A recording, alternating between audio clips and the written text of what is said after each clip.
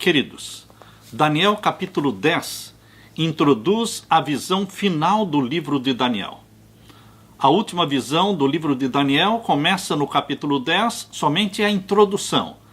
E aí então se estende pelo capítulo 11 e capítulo 12. É a maior de todas.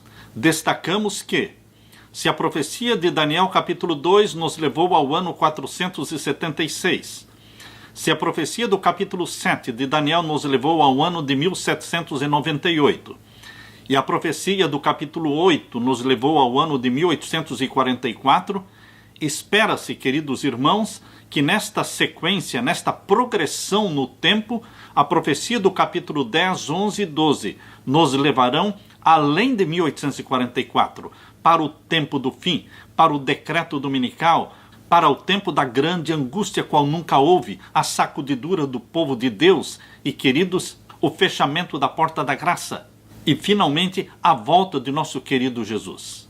A pergunta que foi feita em Daniel capítulo 8, verso 13, até quando o santuário de Deus e o seu exército, a sua igreja, seriam pisados? Isto é, quando ocorreria a restauração do santuário e a restauração do povo de Deus?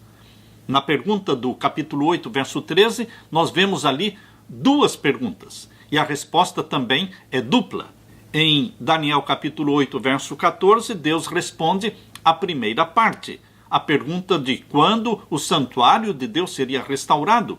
Daniel 8, 14, ele responde: até 2.300 tardes e manhãs e o santuário será purificado. Portanto, o santuário seria restaurado no ano de 1844, no final dos 2.300 anos. Mas, queridos, tem uma outra pergunta. Quando é que o povo de Deus seria restaurado?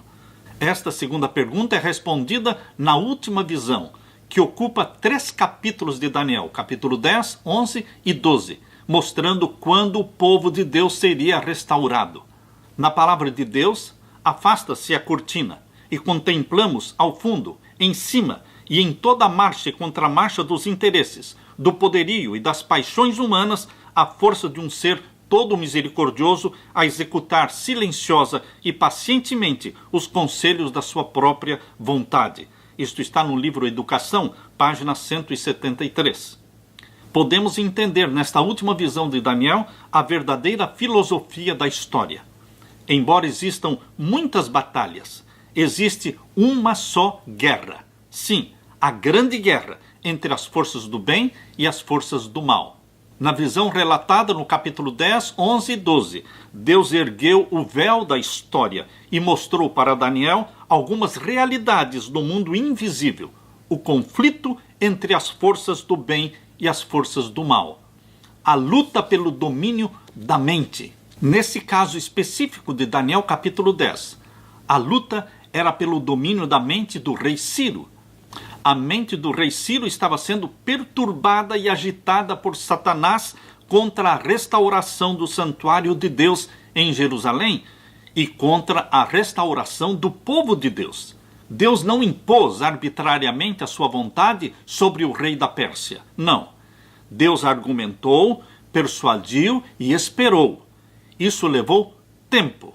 Enquanto Daniel estava jejuando e orando, Deus contendia com as forças satânicas a fim de atender à oração de Daniel. A aflição e o perseverante jejum de Daniel em seu propósito de promover a restauração do santuário terrestre e a restauração do povo de Deus nos seus dias refletem a atitude e a angústia do povo de Deus no tempo do fim. Assim como Daniel orou e jejuou pela restauração do santuário e do povo de Deus no final dos 70 anos de cativeiro, assim também nós que vivemos no tempo do fim, depois de 1844, deveremos também estar jejuando e orando pela restauração do povo de Deus. O povo de Deus precisa ser restaurado, precisa ser arrebatado, precisa ser levado para a casa do Pai, o nosso Pai Celestial.